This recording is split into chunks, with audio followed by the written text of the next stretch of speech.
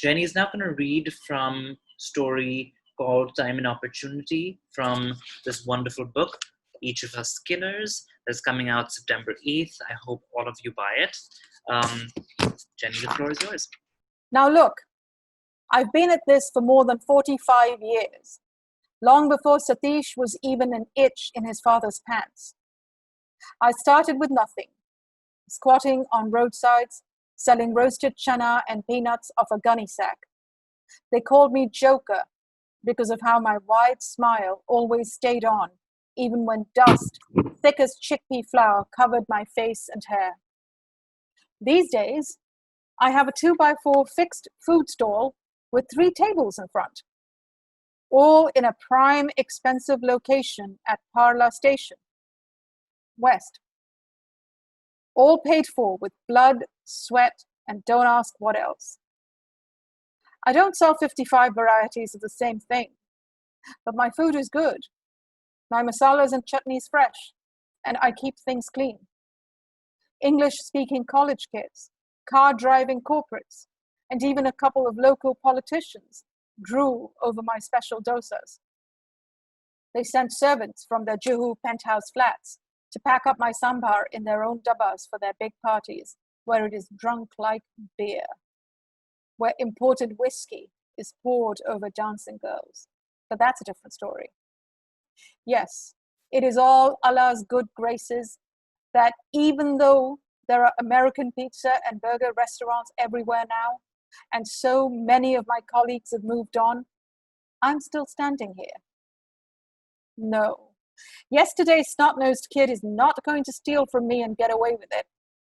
After I gave him a job when none of the others wanted him, with his bloodshot eyes and dirty clothes. Satish, I said, here are some decent clothes for when you're serving my customers and washing their plates. I also give him 2 meals and 100 rupees daily for doing just that. Who would be so generous to a chamar boy with leathery skin, like he was born in one of the hell-like tanneries where his ancestors worked? Now Arif, who helps with the cooking, is my neighbor's sister's son, and like me, an old Malakpet lad. He tells me he saw Satish stealing my money. Ya Allah, the audacity. Like a wild pup, he bites the hand that feeds him. So today, I will lay a trap for the crook. If he tries again, I will catch him red-handed.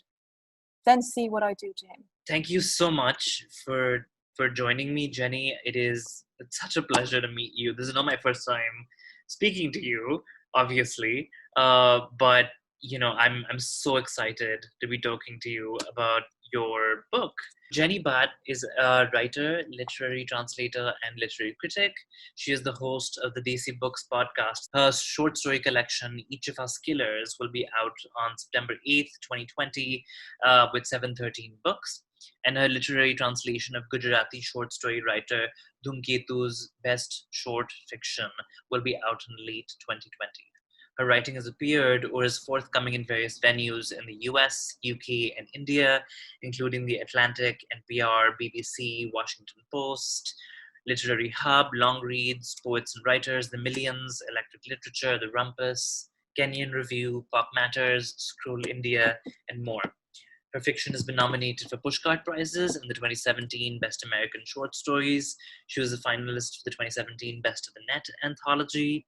Having lived and worked her way around India, England, Germany, Scotland, and various parts of the US, she now lives in a suburb of Dallas, Texas. So, Jenny, I think it is only right that we start by,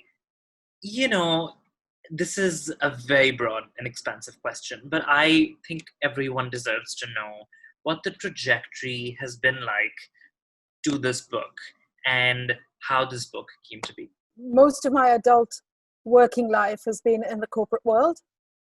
I started out working in factories as a manufacturing engineer and worked my way to management consulting in Silicon Valley. And it was only after turning 40 that I decided I'd had some savings put aside and I wanted to get back to writing. Now, during that time, I had been taking workshops, and throughout the US, just going to places. I'd even started a low residency MFA, but then stopped it for various reasons. But I thought, and this is something I wrote my long reads essay about, the journey, which is my mom passed away in 2014. And among many other things, it was a bit of a wake-up call for me, losing her that suddenly. She herself was very fond of literature, and she had wanted to do translation work with me, and we never got around to it, thinking we'd have loads of time, to do it. Whenever someone very close to you passes, I think we all get that sense of mortality, right? And I think part of it was driven by that. And I thought, if I'm not going to do it now, when am I going to do it? And so I started writing short stories over time. Over 2 years or so, I finally accumulated enough that I thought I had a collection. And so in 2017, I started to query agents and publishers and editors, to see if there would be interest.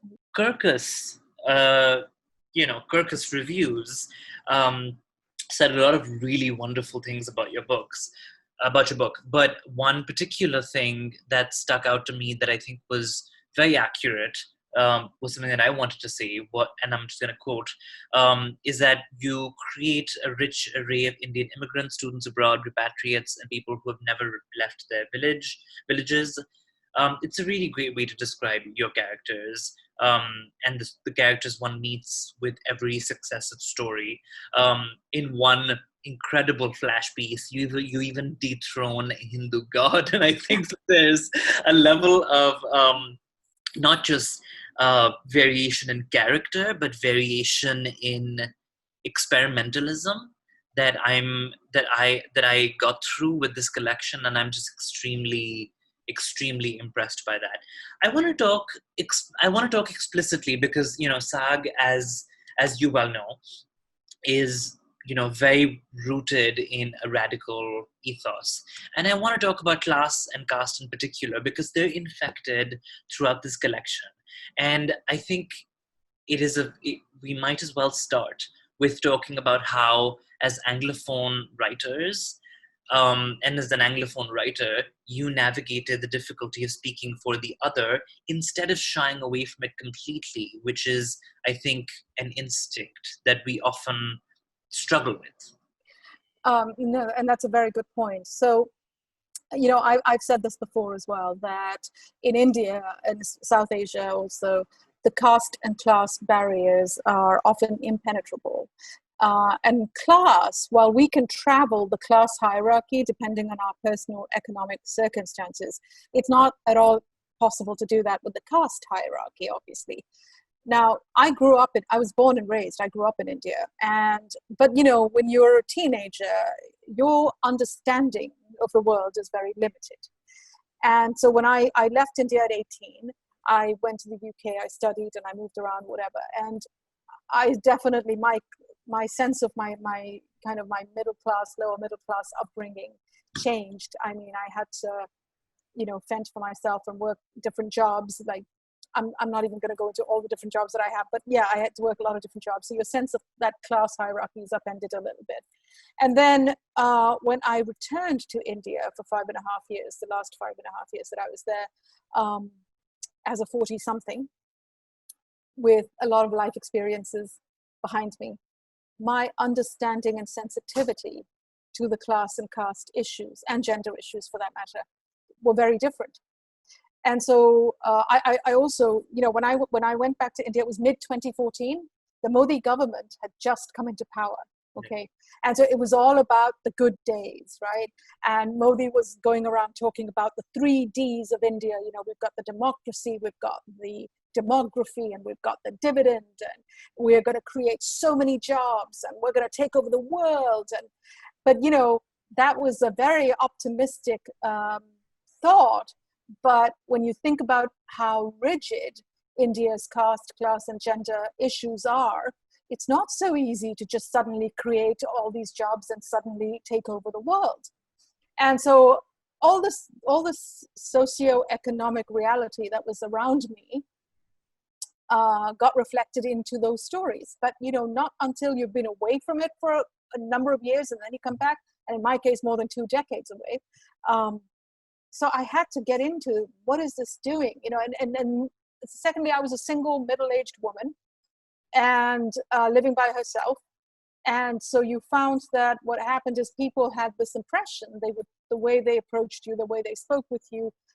And I wasn't in Bombay or Delhi, right? I was in Ahmedabad, which is considered a second-tier city. So more conservative, in other words.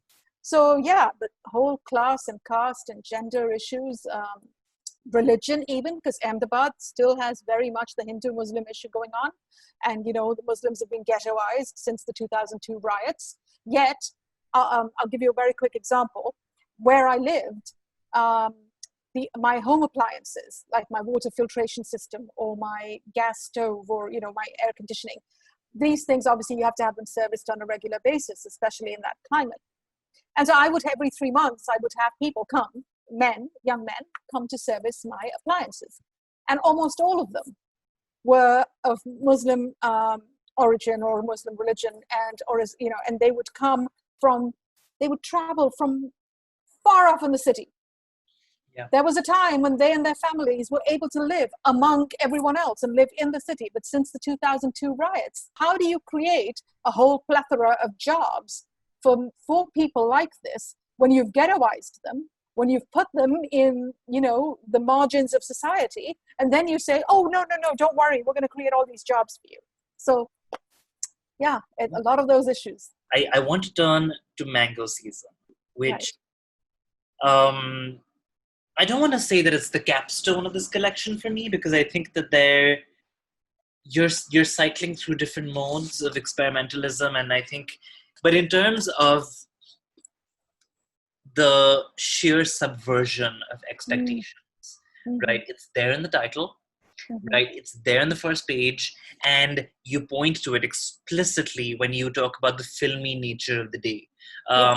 The young man who is, or not so young, perhaps, I'm not entirely clear on that. He is, dealing with, I think, this flight of fancy, and also a way of seeing the city around him that I think, for me, initially was very infected with this spirit of new India, the new, bright, shining, glittering India, and the filmy nature of India, and how exotic and etc. all that is. And there was all these, it was like trope after trope after trope, and then suddenly it's like the magical realism spell breaks and you snap back into reality. And so I really want to talk about that story, because I think that what you managed to do with that story, I just want to know the process. How did that come to be? All around me, people will be talking about, oh, Modi government, Modi's great, Modi's great, Modi's going to do all this, as if he's one single man's going to do it all, right? But so when I started this story, I deliberately took a young Muslim character, a man, so couldn't be more different from me. I'm Hindu, I'm older woman, right? But it wasn't like I was trying to speak for him, but I wanted to create a space of empathy and imagination where a reader could enter and imagine what this person's world could be like. So I wanted to do it more as if I was the journalist reporting on this person's life.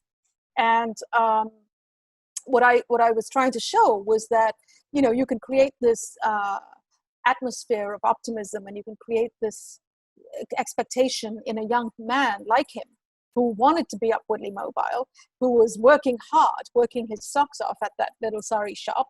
And then here's what happens. But the other thing what I wanted to do with the story is something you mentioned, which is about the tropes, right? And right around the time when I was writing this story, there was a whole bunch of essays, right? Sonia Kamal wrote one for Literary Hub about, what happens when my authentic is your exotic. And I think there was this whole thing about, South Asian literature, you mustn't write about mangoes and spices and saris. And well, but what if that is their everyday life? And it was mine for 5.5 years back in India. That was my life. Yep. I waited for mango season. I talked about which saris I'm going to wear to the next function I go to. These were important things. And when I went to a sari shop, it would all be all the salespeople would be guys, and they would be draping the saris even more beautifully than I'd ever done my entire life. So I said, well, why is this exotic? Because this is our everyday life here in India, right? So I wanted to put all those things in. Everything that they said don't put in. Yes, there are ways where we can just take tired old tropes and just put them back out there, and I'm not doing that. I don't want to do that, but I want to show that this is the reality for a lot of people there. And you're talking about a huge part of the population. I made sure that I had those characters in the story as well. Mm-hmm. The person who visited the shop, I wanted to show, well, you know what, that couple, their life couldn't be more different, from Rafi's life. And so I wanted to subvert the tropes, like you said. I often find myself, especially with extremely talented short story writers such as yourself, I often find myself, days after I've read a short story, thinking about the afterlives of the characters of the short stories. So I read this book, I think it was a few weeks ago, and there's two characters in particular that have stuck with me. And I mean, there's plenty of characters who stuck with me, but there's two characters in particular whose afterlives I keep rushing back to. The first is Vidya at the end of Journey to a Stepwell, and she's. I don't want to spoil anything because I think everyone should experience the fullness and richness of this collection for themselves. But she hears through the trajectory of the story, Vidya hears stories about her family, and she reflects on that. And I think, and the other character from another story is the narrator of Fragments of Future Memories, which is a very, interesting story because it goes through a love affair in a sense. And it is, I think it's one of the most experimental stories in a sense, that is not flash. And I keep wondering if that is something that you think about as a writer. Do you think about what happens to Vidya at the end of the story, or the narrator? Yeah, of course, when you're writing any story, you're spending a lot of time with that character, right? And to some extent, and I forget which writer said this, but to some extent, you kind of have to know a lot more about the character than you put on the page.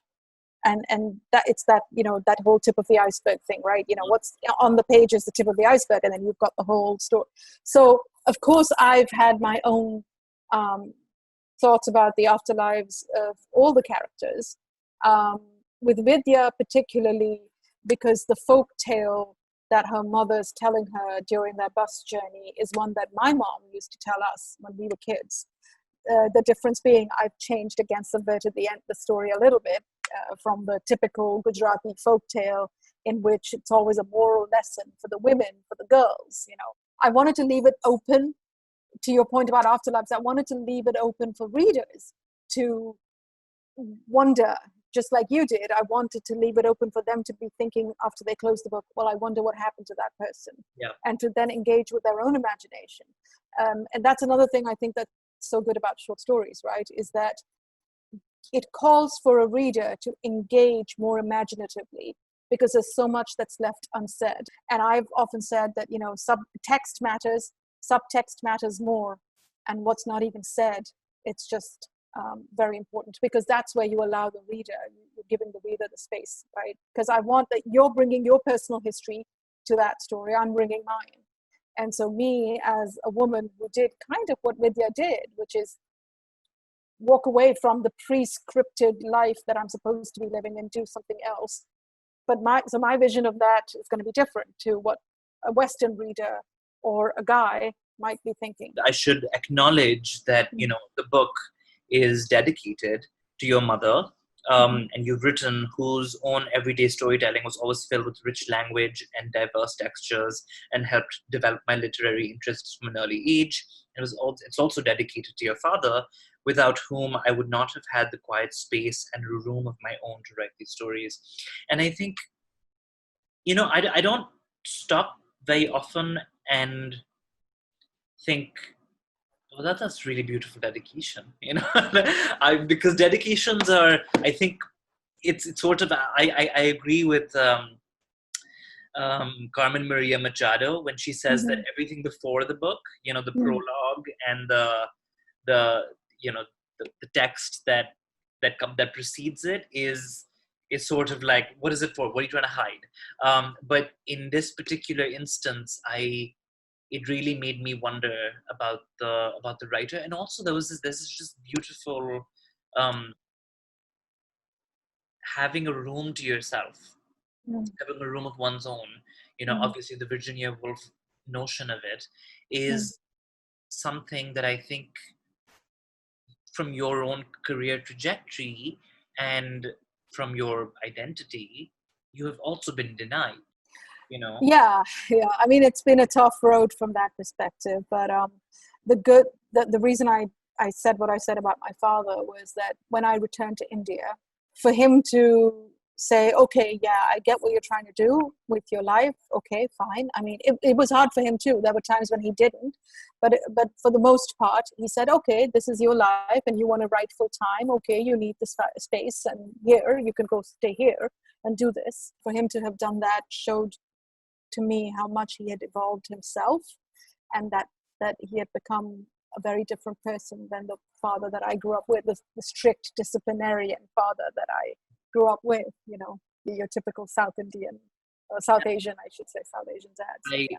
I totally I mean I completely understood it from when you were speaking about your father, but I think, Mm. you know, this really I think I'm trying to speak to how, you know, how Virginia Woolf's room of one's own refers to women's rooms, and how we as, you know, South Asian writers, and, you know, Mm. we'll get into this a little bit later Mm. with Desi books, but, you know, how we're denied our constant spaces, and I think that denial of space is also something that is a through line through quite a few of your stories. I mean, the very first one, I think, is very interesting because I think in a very meta way, in a very explicitly meta way, you denied the person about whom the story is about,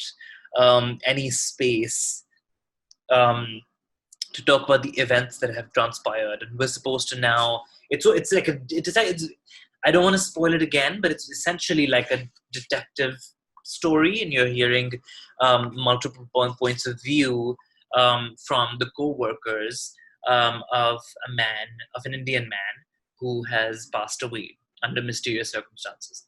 How do you feel about navigating space and giving agency to particular people, and how do you navigate that in your writing, especially given that your own agency and your own space has been limited and constrained not just by publishing, but by, you know, the people who populate the literary sphere, who Mhm. constrain many of our, you know, South Asian Right, writers is. right, yeah.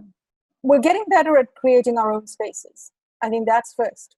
Number one is that we are all, what you're doing with SAAG Anthology is creating a space. What you did with the Barrel House issue, the road trips issue, you created a space, right? Right. So, I mean, we're getting better. I'm trying to create a space with Desi Books Podcast. So we're all getting better at trying to create spaces. I think what we're not yet doing as a community, as a literary South Asian community, is that we're not upholding each other or uplifting each other is the word I'm looking for, as much. Yep. And I've always said a rising tide will lift all boats. And so I think the spaces are beginning to happen, to answer your question. We are beginning to see spaces. I mean, this month is South Asian Heritage Month in the UK. Yep. They're creating a space right there. Pragya Agarwal did, she's a UK writer, and she did a South Asian Writers Fest online in June. So you've got little spaces here and there happening, right? Which is great. But I think we need to do more of lifting each other up and I don't see that solidarity as much within the South Asian literary community as I see, for example, among the Latino community or Latinx community. And you see what happened, how they all came together when American Dirt happened. I mean, you know, 4 or 5 of them got together and went to the Flatiron offices and made things happen, right? You see what's happened with Black writers and the Black community, and with what L.L. McKinney did with Publishing Paid Me, the hashtag. And, you know, so you see all those great things, and I fully support them because, again, I believe a rising tide lifts all boats. And so us supporting Black writers, us supporting Latinx writers, us supporting East Asian writers, great, let's keep doing that. But let's also support our own writers. And I think the difficulty is, the reason that we don't see as much of it is because there's so much diversity within that label South Asian. Yeah. And so, you know, that you've got the South Asians of the diaspora versus the South Asians in the home countries. You've got, even within South Asian, you've got, you know, different regions of South Asia. And so we all feel like, you know, I think we're all still trying to figure out who we identify, how we identify. I think spaces are happening. I think we all have to rally around and lift each other up more. You know, as we think about all of these things, everything that you just said, you know, we also think about how we need to grant verisimilitude to our own characters. Yes. And a lot of that comes from our own experiences. I mean, if there is a lack of solidarity within a community, that reflects in our work a lot of the time, right? And I think one of the most powerful things that you can do with space and agency is one of the cruelest things, to deny it, right? For a purpose. And I think that's what Return to India does in a very interesting way, because you never really get a full handle on who this man was, who he is to his wife, who is his ex-wife, his co-workers who liked him, who's his co-workers who didn't like him. Who is this ungraspable person for whom space has not been created within the story and outside of the story as well? Right. So yeah, with that particular story, there were 2 things happening. I wrote that story shortly after the shooting of Srinivas Kuchibhotla, who was a techie engineer at Motorola in Olathe, Kansas. And he had walked into a bar on a Friday evening with a friend, and then this drunk guy thought he was Iranian or Middle Eastern descent and, you know, shot both of them, right? And I thought that in all the news and views and opinions and op-eds that happened after that shooting, we all got a good sense of what everybody thought, what everyone thought, and we didn't really have a sense of Srinivas. We even got we got a really good sense of what was going on for his poor young wife, you know, and they had been planning a family, and I mean, God bless her, you know, she came out and she spoke out, and, you know, she did well, like what happens now. But we never really got a sense of Srinivas. Who was he, you know? And so I felt that I wanted to show how, when things like this happen, we're so focused on what everybody else is feeling and thinking about what happened, you know? And so that was one part of it. And then for me, the second part of it was, I feel that even, you know, and the story was set in a small Midwestern town. I lived in a small Midwestern town for 10 years. Yeah. Well, 2 different small Midwestern towns. And I had hardly any South Asians around me, hardly any South Asians.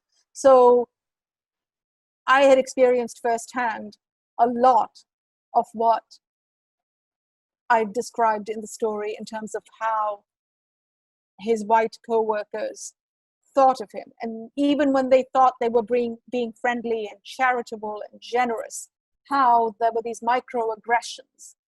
And so I really wanted to kind of bring that out as well.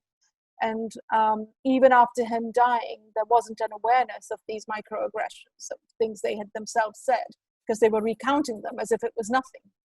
And so those were the 2 things going on with that story. And so in terms of agency, yes, I did not give that character agency, but I was trying to reflect what actually happens, and how that lack of agency can drive someone to an extreme measure, which is kind of what that story is about. So I want to talk now about Desi books, Hmm. um, and this wonderful endeavor. And I think that your podcast um, has rightfully been getting a great deal of attention recently, and I think, Hmm. especially, I'm very glad, especially that writers, emerging writers, such as, well, I keep calling myself an emerging writer, and then I'm wondering, have I moved away from that? But I'll just say it. And I think that for a lot of people, that's now that is a space Hmm. that they go to, Hmm. to get a to get a rundown, not Right only on, stuff right. that's happening and that's been published. And I think that you're very curatorial in your approach to Hmm. it. I want to know how that experience is going for you, and I also, just want to register my deep respect for what it is that you're doing. Over a year ago, actually, I tweeted and asked, would there be interest in a podcast like this? And the reason I did that about a year ago is because whenever I wanted to go find, okay, what's going on in Desi writing space, there wasn't any comprehensive or one place that I could go to. I'd have to scan the internet and search and all of that, right? And so I'd asked about a year, more than a year ago, and there'd been a lot of interest. So initially I started it. To your point, yes, there is a curatorial aspect to it because I do a kind of a roundup of some of the notable things that have been published in the past week. Now that takes me a lot of time, and I'm going to have to make a few changes to how I do that because it's a lot of time reading and stuff. But I know if there's one thing people have given feedback on that one aspect and said they enjoy it because they also have felt that need. Because when I started doing that, I even said, I remember in the early episodes, think of it as the Desi version of Literary Hub. Literary Hub gives us that kind of daily lit hub thing, right? And I wish there was something like that for South Asian writing. We've got the other 4 or 5 segments, whether it's the Desi Lit Biz, which is the one you came on, where we talk about literary business aspects as related to Desi literature. I've got the 5 Desi faves, where I have a writer come and talk about their 5 favorite Desi literature books. Then there's the Desi craft chat, because I find that a lot of times writers that are writers of color, often when we get invited to public arenas, we end up having to talk about issues related to whether it's immigration or whether it's discrimination, and we never really get to talk about craft. And I'm like, you know what, but I also want to make that space so that Desi writers can come and talk about craft. And so I've had writers do that, and that's been great. I personally enjoyed that a lot. So and then there's the books giveaway aspect as well. So I've kind of been slowly introducing one thing after another because I want more inclusive stuff. It's still a long ways away from where I want it to be because I know I'm not getting all the South Asian countries as much. I need to work on that. One thing that's interesting to me about how this podcast has evolved is there's been a lot of great feedback. I've had a lot of suggestions. People know the email address for the podcast, and so they send emails. Some of it has been great, and I've taken it on board, and I've said, oh, that's a good idea. Thank you very much. I'll do it. And some of it has been, yeah, I can't take that on. I don't have the bandwidth. But, you've got that, I don't know, it's, that South Asian uncle, that avuncular approach. They come along, beta, let me tell you how you should do things, And so I have a little bit of that happening, right? And so, but, I know they mean well. And if anything, I take it as a sign of, okay, well, at least they're listening. And they like it enough to want to make it more pertinent to them. So clearly there's this gap that they're seeing, and they want to make this help, and so I do respond always politely. I'm so grateful that because of the podcast, I've had the opportunity to talk to and get to know so many amazing writers in the South Asian literary space. I mean, to me, that in itself, yeah, right. And so what that's like, and that's so rewarding in itself, right? So it's so rewarding, and I think it is about just making space. I mean, I think that yeah, I mean, representation is sometimes, I think we talk about representation quite a bit, um, with that at the expense of broader structural inequities, but Mhm. that doesn't mean that representation is meaningless or unimportant. Mhm. And I think Yeah. one of the interesting things that you're doing is that you're not really just representing. You're also, I think, pointing to the systemic failures of the publishing industry to have not presented what you are doing in the podcast, and with your opinions and with the opinions of your guests, they're given the space to actually opine. you Yes. know that's not a space and that speaks to the structural inequities that South Asians and other minority communities feel in the publishing industry. Yeah, to your point, I mean, I loved when Aruni Kashyap came on Yeah, and he talked very openly exactly. about South Asian writing and about how the West sees the need for sensitivity readers because they don't have the right people, the right kind of writers or editors that they're taking on.